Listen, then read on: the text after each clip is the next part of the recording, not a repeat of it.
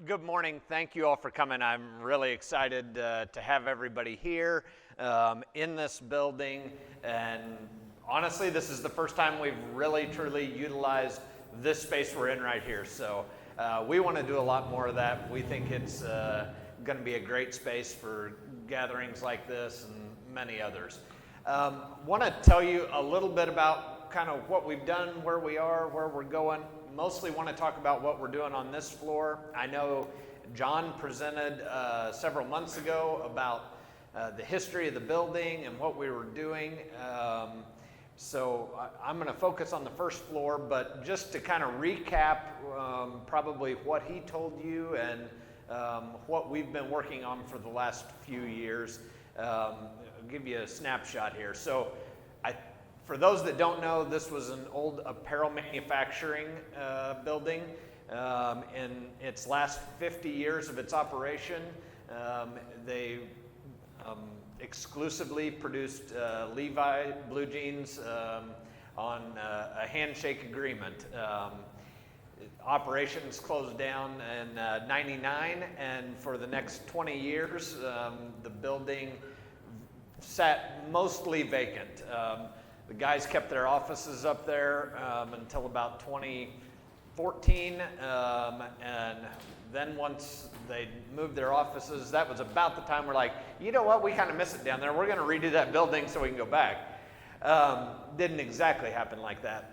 But the whole building is a multi-use building. We didn't think Sedalia could necessarily handle 50,000 square feet of any one thing. So the third floor has 9 apartments. The second floor has 6 office spaces, and then we're occupying the first floor with these businesses. Real quick, on the third floor and second floor, we have leased 8 of our apartments, so that leaves 1. So if anybody's looking, we'll be around afterwards. And then we still have 3 office spaces to lease. They range anywhere from about 1,000 square feet to 4,500 square feet. So, and they can be configured even down from there if necessary. So the whole concept that we were going for was to try to create a community around here. And I think our tenants on the third floor and the second floor, I think they all very quickly understood what we were going for and really have taken to heart what we're doing and love the amenities that this building has to offer. So I'm going to start with Josie Records and then I'll talk about the restaurant and the market. So Josie Records is the only one that isn't brand new in concept. We are actually a franchisee. There are other locations in Dallas, Lubbock, Tulsa, and Kansas City. We've got about 13,000 vinyl records in there and about 17,000 books. That number is going to continue to grow and change as we, determine what people really want. But what we found the first couple of days we were open, we were overwhelmed with the amount of people in there just combing through the vinyl records, walking out with stacks of them. There are so many vinyl record collectors out there that they just couldn't wait to get in to find a new source to, replace the albums that they were missing in their collection. So that was really cool, and a lot of happy, smiling faces in there. So that occupies this about 3,800 square feet over there. The cool thing about it that gives it a really cool vibe is that the bar sits right above that, and we have a liquor license that takes care of the whole first floor of Lamy's. So if you're at the bar and you want to have a glass of wine and walk around and flip through old vinyl records, or even there's 3 listening stations.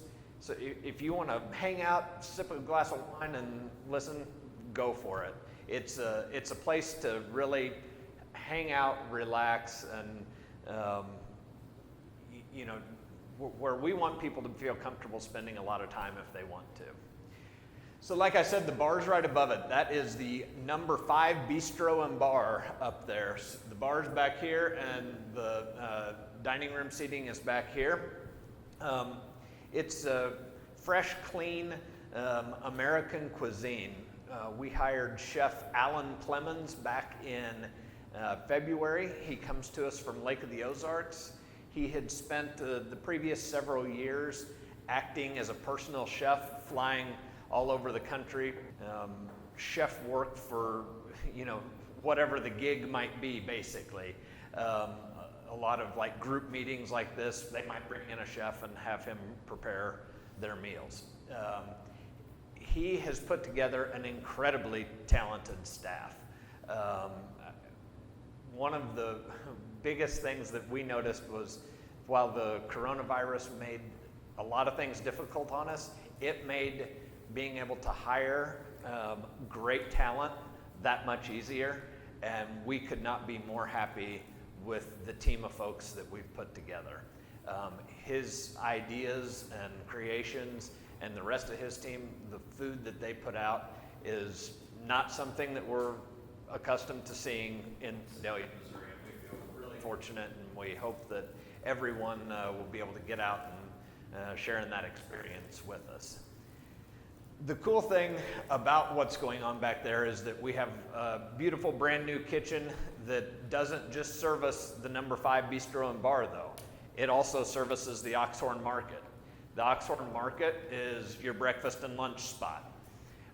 We're open 7 a.m. to 6 p.m. daily, except for Tuesdays when we have the entire first floor shut down.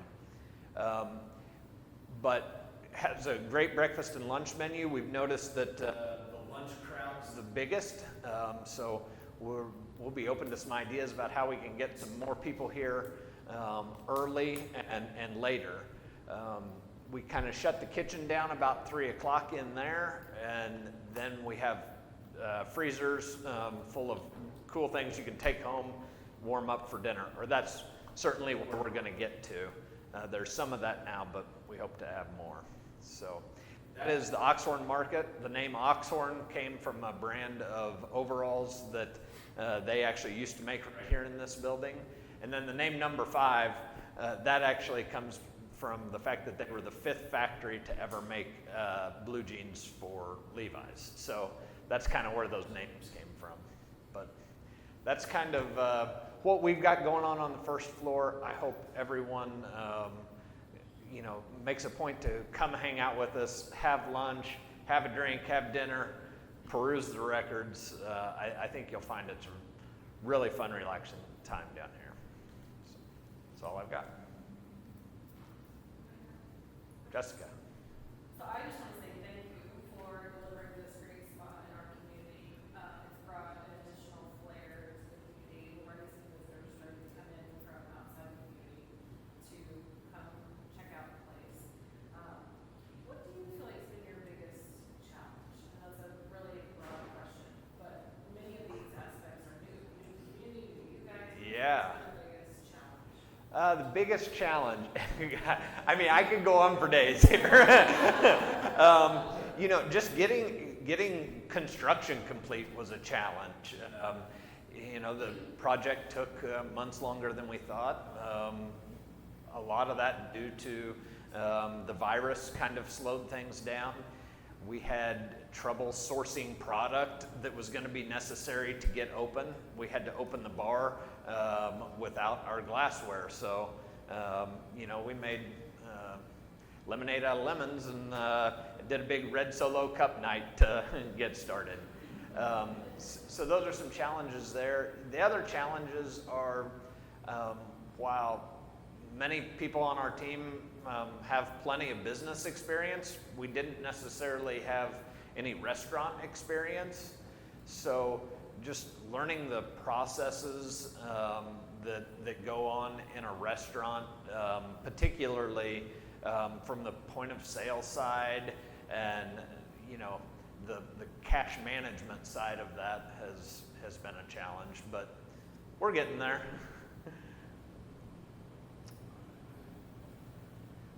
Yes, ma'am. I didn't understand your last name. Benbrook. Are you like the general manager of this? Yeah, so we kind of share those duties around here. It was just kind of my turn to talk today, I think. Yeah, I try to help out. I go where the fire's burning the hottest and try to throw water on it. I've noticed your social media presence is strong. So you guys came out and have been flooding social media for months now throughout the evolution of the project. Like I did you on that, and I've seen you gain a lot of momentum.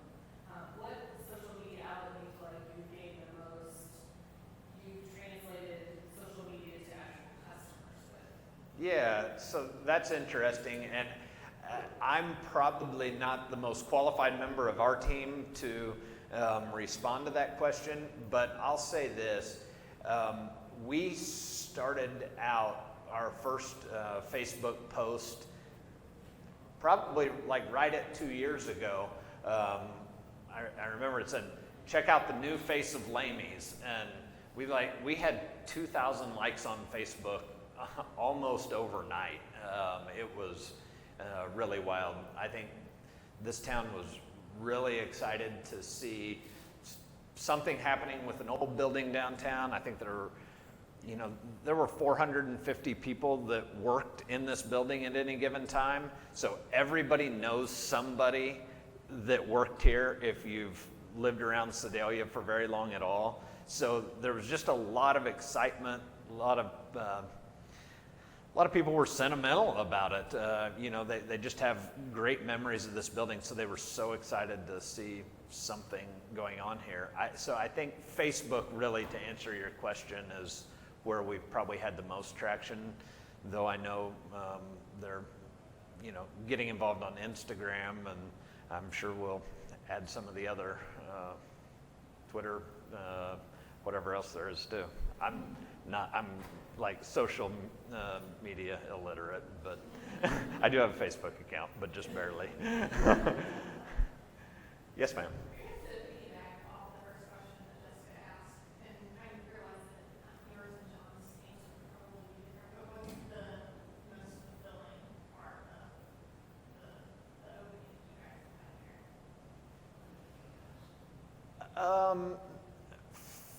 For me, it probably is. I was really involved in the construction process, so literally down here helping with my hands put it together. Reed and I put together all these copper light fixtures all over the building. So having people come in and kind of look around like, oh my gosh, I can't believe this is in Sedalia. Would you look at that? That's unbelievable. That to me has been the most fulfilling, because it's like, I did that. Like I'm proud of it, and I think we're all proud of where we've gotten this place to. We just want to now share it with the community. Yes, sir. I kind of had a chance to go up the multiple Yeah. walls here. I was just curious, was it mostly just adding walls, or did you have to take very many walls out of here and Didn't have to take a lot of walls out. Had to, cut the big stuff there would have been cutting some openings in brick to make doorways where they needed to be. Really, the only thing that was left in here were some bathrooms that had walls. Other than that, if you look at some of the old pictures, like up on the second floor, there's a picture, and you can see it was just a sea of sewing machines. So when they shut down operations and got the sewing machines out of here, it was pretty much a vacant, wide open building. Now the challenge was getting walls put back in places that made sense. Nothing's square in this building. It's wider at one end than the other, even though it looks like a rectangle. If you look down a line of beams, they're never actually in line. So, putting up walls that didn't end up in windows and all that was the biggest challenge. But we got through it. Yes, ma'am. What's the plan for out here? Is this all parking? Oh, great question. Thank you. Putting an outdoor area out there? Yeah. So the street was great out there before, but we thought if we want to be part of downtown, and so we worked with the city to let us be able to continue what is basically the downtown streetscape on through here. So what we're doing is actually widening the street. We'll have angled parking in front of the building, parallel parking on the other side, and as we put it back, it'll allow us to do the crosswalks like in the brick to match what the rest of downtown's done. Over here, have a big patio. Actually, that's where all these tables and chairs belong. Hopefully in the next few weeks, we'll be out there serving dinner. Yes?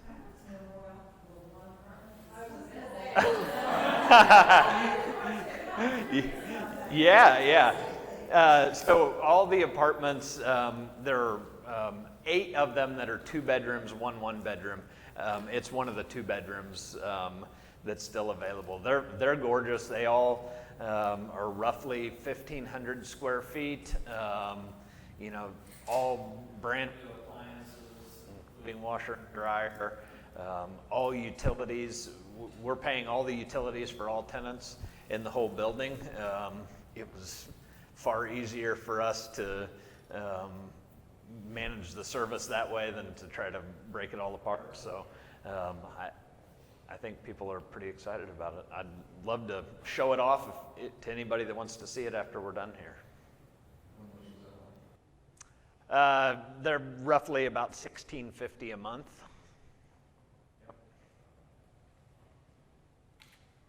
What about special events? What are you guys looking at in the horizon? Yeah, so that's a great question. We have talked about dozens of ideas. We're hesitant to do anything too much right now, just out of respect to the current climate with the virus.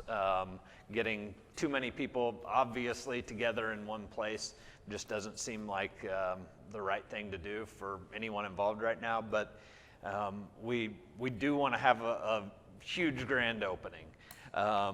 We've talked about doing some things like an Oktoberfest out in the street. Everybody's taking that train to Herman. Stop here for a few hours and then go on to Herman. We've talked about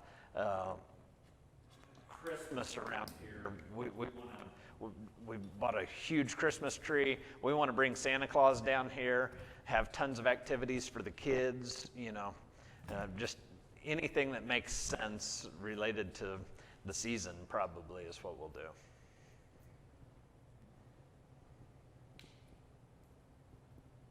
All right. Yes, to close, what can we as a community do to help you grow and flourish? Yeah, thank you. So you're doing it right now. You're here. Like, that's what's important to us. We want people to come enjoy this space. And so you guys are doing it right now. Tell your family, tell your friends, come see us, come have dinner with us, grab lunch, flip through the records. If you know anybody in search of office space, send them my way. Anybody that needs an awesome apartment, send them my way. But you guys are helping by being here, and I really appreciate it.